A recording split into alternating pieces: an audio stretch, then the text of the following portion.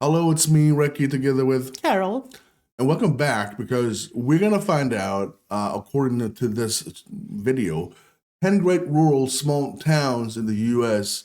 to retire or buy a home. So we are doing a couple of realtor videos, and we thought, well, let's find out what kind of rural towns would be perfect for us to retire in if we're gonna do that in the States. Who knows? Yeah, who knows? Who knows? You never know. You never know what's happening.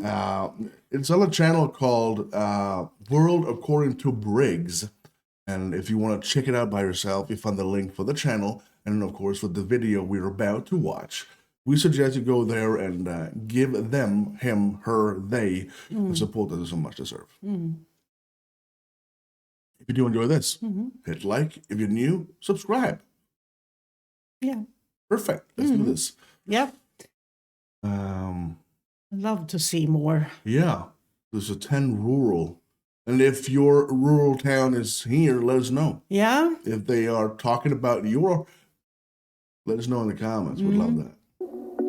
Are you tired of the rat race? Want to find a rural town to buy a home or maybe rent a place? Today we're looking at great rural towns. What is going on, everyone? Welcome back to The World According to Briggs and a video about country living. If you're a remote worker looking for a place away from the big city, or let's say you're retired and just want to retire to the country, this video will show you some places that may fit that bill. With these towns, we're looking for that sweet spot, a decent place to live that isn't too close to a major city, but not so far away that getting a doctor's appointment or something isn't like a 10-hour adventure just to find out it's not a heart attack, you just have gas. Side note, I had a friend who was having a heart attack. She called 911, got the ambulance ride, everything, and was humiliated when they told her, no, you just have a lot of gas. I still don't think her self-esteem is fully recovered. All right, enough about my gassy friend. If you like this video, give it a like so we know that you want more videos like this one. We found enough great small towns for 3 or 4 videos. All right, let's take a look at some great rural towns.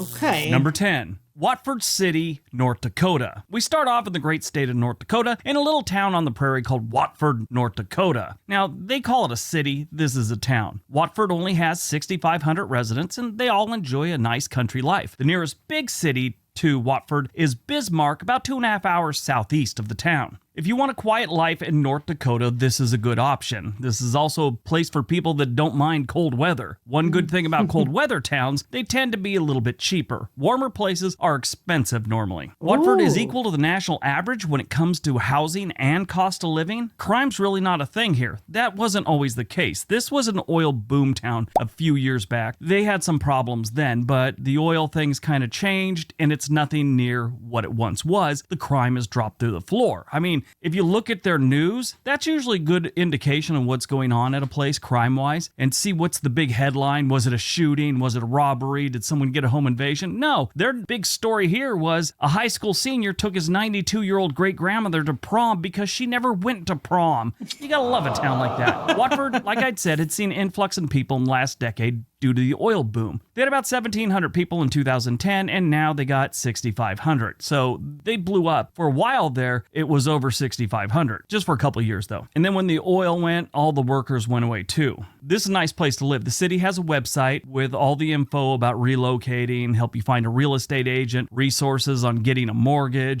It looks like a Swedish town. Actually, I thought that too. Very similar. Very similar. I have the to only thing say. that is different is the cars. Yeah, They're exactly. like 95% pickups. Yeah, exactly. We don't have that, but We don't have. I think I've seen one car with a pickup, like Yeah. a traditional American pickup. and it's funny. It's 6,500 in our rural town. I can't say rural. You say like rural, We have 1,200. yeah. So that's the proportion. We are live in small a as hell very here. small Yeah, town. we are. Yeah. They also have info about local clubs and employment training. When it comes to buying a home here, Watford's all over the map. I mean, right now they have some older homes that look like they need a little work for around 120 to 150,000. They have a lot of newer homes that are over 400,000. And if you get outside of town where most people looking for rural places to live, you're going to find things that start off around 200,000 and go up to 600,000, but you're going to get some acreage with it. So that's a plus. That's one you want to kind of research Zillow on this one because like I said, they're all over the map. When it comes to internet, it's not the best. AT&T offers 25 megabytes there, which isn't the best, but since the town is building and stuff like that, I think faster internet will be there pretty soon. Oh, yeah. Number 9, Okay. Wharton, Texas. Wharton is a little town on the Wharton? Colorado River, about an hour southwest from downtown Houston. Like I said, right on the Colorado River. And yes, there are 2 Colorado rivers. This is the smaller one that runs through Austin and works its way down. Then you got the big one that starts off in Colorado, goes through Utah, and then splits Nevada, Arizona, and California before it goes to Mexico. Every time I mention the Colorado River in Texas when I'm talking about Austin or something like that, I get at least one person in the comment section telling me I'm an idiot and I don't know geography because the Colorado River goes nowhere near Texas. There's 2. Stop typing. Wharton has decent homes starting off around 150,000 and it goes up. This is a great place if you like warm weather. The downside of this place is there's no jobs. They don't have any. Crime rate's about 14% higher than the national average. When you have a population of under 10,000, a crime rate that's above the national average is easy to pull off because you don't have a lot of people and it goes by per capita. So in a place like this, if you get some teenagers that decided they're going to start breaking into cars or something like that, they knock off 2 or 3 cars. Next thing you know, the city's crime rate is like 20% higher than it should be. The crime rate isn't that's the best, beautiful. but it isn't terrible. But the employment situation is what makes this place so affordable. I mean, they're This picture here, that's how I think American small, town, yeah, small yeah. town, what I've seen in movies and stuff like that. This is how I feel. This isn't Swedish at all, I think. No, this is very un-Swedish. Yeah. I do believe. I don't know if that's the building to the left. If that was a church or like a Yeah, I think so. town hall. Yeah. So it's smack in the middle, and it's basically the town is built around it. That was actually a thing with. They did that a lot back in the days. Yeah, where I'm from, not here, where I'm from, we have something similar. We Yeah. have the town Yeah. thingy in the middle. So that's similar actually, but I don't know. It's something else. We call it more of a square. Yeah, town square. Yeah, a square. We're gonna go to the square and stuff like that. They Yeah. just, I love this, but they have no jobs. So what are you talking No, about? it was a high. losing population. In 2010, they had 8,800 residents, and right now they have 8,600. So that's normally one of the biggest drivers that send people out of a town is employment. So if you're going to move here, you better be retired and have income coming in from that, or you had a good, mesothelioma attorney from Houston and did a really great job on your asbestos case. If you're not in one of those situations, you better bring a job with you and be a remote worker. Side note, I know a man that made a truckload of cash because of an asbestos lawsuit. He retired to Texas when he got his structured settlement thing. Nicest guy in the world. He lives not too far from Wharton in Eagle Lake. But Wharton is definitely in that sweet spot. You're just far enough away from Houston to have a nice rural lifestyle and not too far away where if you need to get to a big city, it's right there for you. Okay. Number 8, Reedsville, West Virginia. Reedsville is a small place. In 2010, it had a population of about 934 people. 2020, they had a Wow. population of 998 people. So they gained 60 people. That's not bad. In the 1900s, it was a very small town with a population of 164 residents, growing to 190 in 1910. This was right before the development of a large-scale coal mining operation in the area, and as you can imagine, that brought in people. In the 1930s, this little town grew to about 1,700 residents. It has been losing population almost every single census since the 1930s. 2020 was a difference. Now, I've been kind of vocal about retirees and remote workers giving West Virginia a serious look. It's very affordable, it's beautiful, it does get cold, and it has great people. Some places might not have the best internet for the remote worker, but Reedsville, West Virginia has Xfinity, and their website says 74% of the homes are connected, so that's good. It is cable internet, so you know it should be fine for whatever you're doing for a living on the internet. And for the guy who explained to me in detail that he's getting an online business degree in Florida and needs super fast internet. I'm not a big Comcast or Xfinity fan because I used to work there and I hated it, but their internet is fine 90% of the time. So don't worry about your online business degree from Florida. Reedsville, West Virginia sits on the Monongahela River where it meets Paw Paw Creek. Not even kidding. It is about 30 minutes southwest of Morgantown and about an hour and a half south of Pittsburgh, Pennsylvania. So if you got big doctor's appointments or you want to see a Steelers game, you're good to go. You can get a livable home here for about $160,000 or less. And they look decent. There's one. The inside is beautiful. It needs a serious paint job, but they made the inside beautiful on Zillow. I was like, this is amazing. And you look outside, you're all, homeless people live there, right? It's just weird. Anyway, they have next to no crime. It's actually 71% lower than the national average. Wow. Number 7, Dripping Springs, Texas. Dripping Springs is a nice rural community about 30 minutes west of downtown Austin, Texas, and it's about 20 minutes from Hamilton Pool. This is one of the most picturesque locations in all of Texas. This is a great place to go visit if you ever get a chance. Dripping Springs used to be a very small town. Back in the 2010 census, they only had 1,788 residents. Since then, it has blown up by about 250%. In 2020, according to the U.S. Census Bureau, the population was just below 7,000. Other than the planned communities they have popping up here, most of the houses have a little bit of land between each other. Now, this one isn't the cheapest town on this list, and it is growing, so it might get a little more expensive, but the area around Dripping Springs is great if you could swing a mortgage of about $400,000. Now, if you want to get outside of town, that $400,000 will get you about a half an acre at least. This is a very safe town with a crime rate that's 80% below the national average. Dripping Springs has a solid internet. You have AT&T fiber and Spectrum fiber, and apparently the whole city and even some of the outskirts are covered pretty good by one of those two companies. Wow. Number 6, Whitestown, Indiana. Whitestown is a growing town just outside the Indianapolis metro area to the north. This one is for people that want to live in the country but still want to get a newer home. Not everyone's into buying a farmhouse from the 1930s. Whitestown has had a few new home communities popping up in the last decade or so, and they have some that they're working on right now. The cost of living here is low, crime rate's low as well, 45% below the national average. They have decent internet with AT&T and Spectrum, shows that you can get gig internet here. It also shows that they have Xfinity, and I find that kind of strange. Normally, small towns don't have overlapping cable companies. The population in Whitestown in 2000 was 471 people. In 2010, it was just under 3,000, like I said, and in 2020, they had 10,000 people, so it's growing. The good news, it's about 30 minutes north of downtown Indianapolis. You're still living in a good rural farming town with new homes. Those new homes, though, it can be a little expensive for this part of the country, but they are new. Plan on spending anywhere from $300,000 to, say, $420,000 to get a really nice home.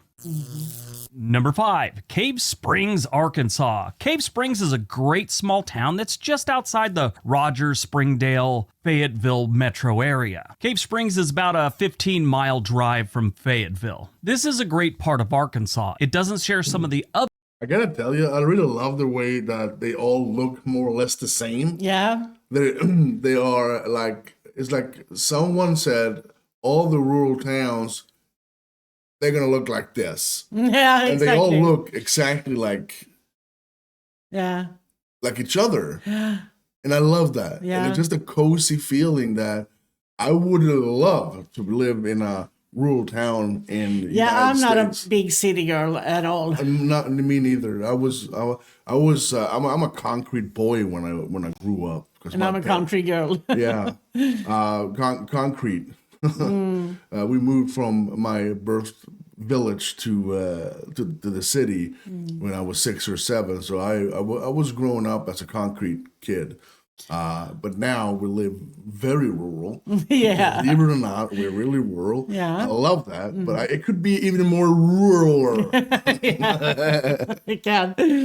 Other issues that the rest of Arkansas does, like epidemic poverty, dangerous cities, and lonely pig farmers named Ned. This is a great place to live with a crime rate that sits around 85% lower than the national average. Wow. Homes here start around $260,000. Usually you get a half an acre at least with that, and they get all the way up to about $450,000. Does look like there's some new construction, a little housing area going on there, so they're really not listing what those are going to go for. What's going on with that roof? Oh, it's not a No, it's a community Cave center. Spring, yeah, exactly. Most of Cave Springs is covered by Cox, AT&T, and CenturyLink. This is a great part of the state, too, if you like outdoor activities. Arkansas is never short of that, so that's something to look forward to if you're the outdoor type person.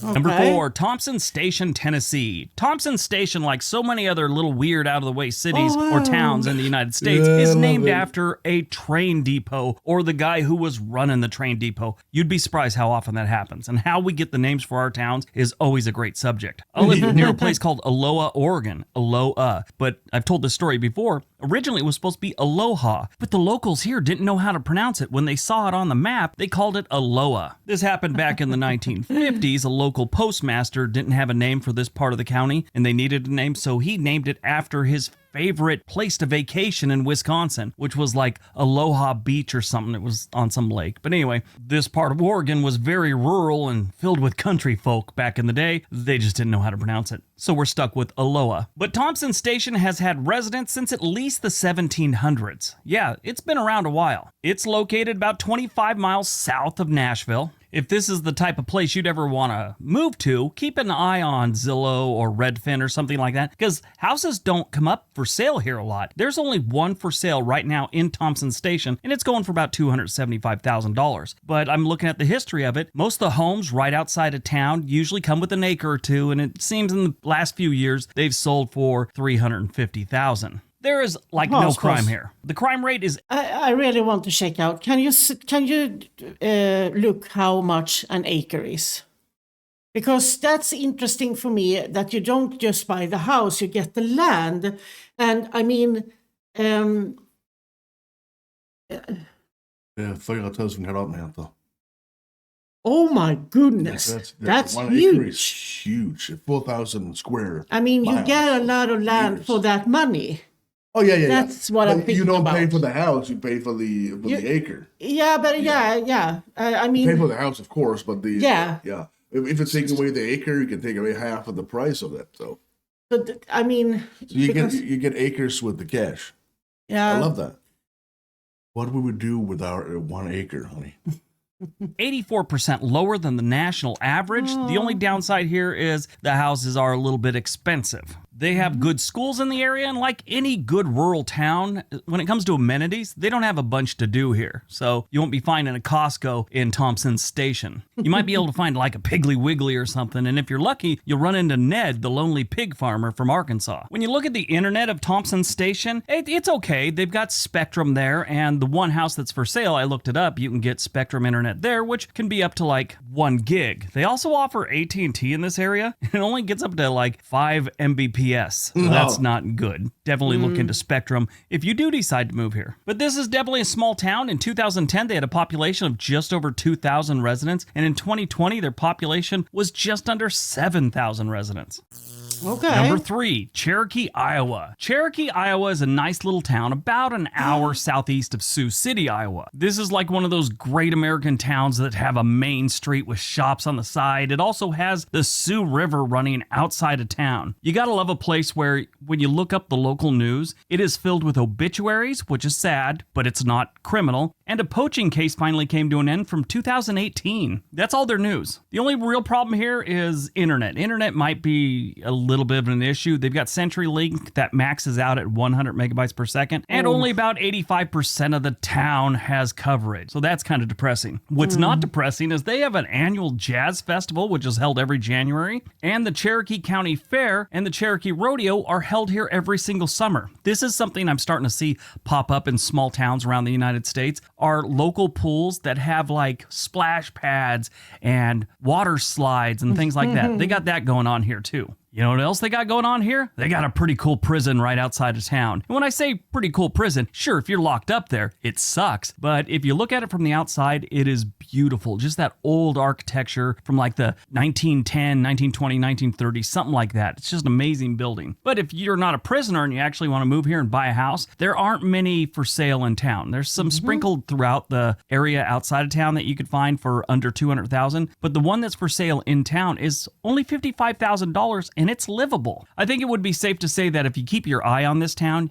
you'll be able to find something for less than $120,000. That's nice. This is a beautiful little town. This is one of my favorite ones on the list so far. And they're losing population. In 2010, they had 5,253 residents. In 2020, the population dropped down to 5,199. So they lost 54 people. That's not terrible, but still.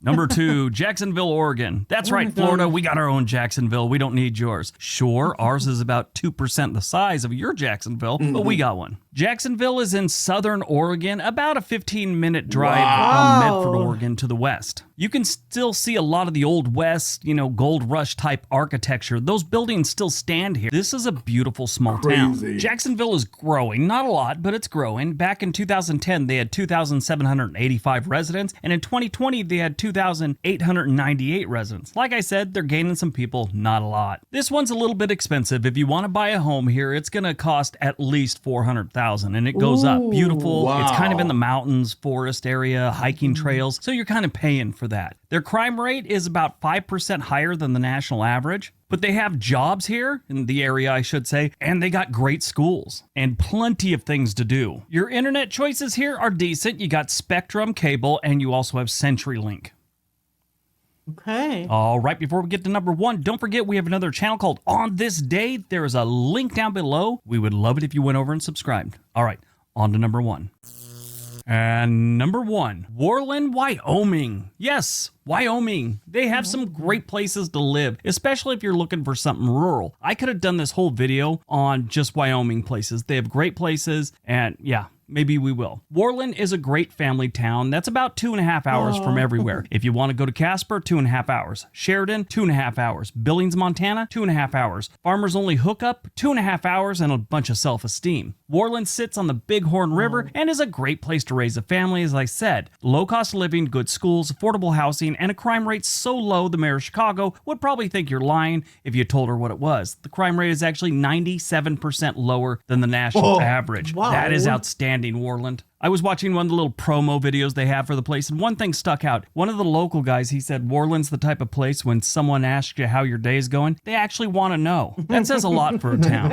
If you're looking to buy a house in Worland, they start off as low as $99,000, but just to get a normal house, it'll go from $99,000 to maybe $300, $275, something like that. Anything above that, it's usually a little outside of town, and it's going to come with some acreage, so that's a plus. Right now, it looks like they're getting ready to build some homes or something, but they have a whole thing laid out where you could buy plots of land for like $50,000 and have them build your house on it. In Worland, you can get 1 gig internet from Spectrum, which they say they cover about 80.9% of the town, so basically 81% of the town. After that, they also have T-Mobile home internet, which is about 39% of the town has that. Oh, wow. All right, that's today's video. Hope you guys enjoyed it. Hope you got some information out of it. Now go out, have a great day, be nice to each other. Oh shit, oh shit, oh shit, oh shit, oh shit. I can't pause. I don't know what's going on. Here we go. Don't mind that. Now, first of all, he was low-key funny in the sense of his jokes they were just right up my alley. I mean, the hog guy. I mean, he was funny, and I really enjoy this video. I would love to see more pictures, though. More of the houses, more of the. It was a Google Earth thing. He used pictures on Google, I think. But otherwise, I love this. I like. And the funny thing is, with our unboxings, you recognize the names more because and the flags and because we have the state gotten from the states and the towns, maybe not here, but. Yeah, maybe, I think, Jacksonville. I remember that. We got Jacksonville in Florida, too, which is huge. Anyway, I love this. This was a really refreshing video. He lifted the small towns up in a really good way. The only problem was that the internet in these rural towns was a bit bad. But I understand that just if you are retiring yourself and you're like 65 years old, 70 years old, I do believe that most towns in this video will just work out just perfectly because I wouldn't care as much about the internet if I was around 65, 70. I don't know. I'm not that old yet. She is. Anyway, a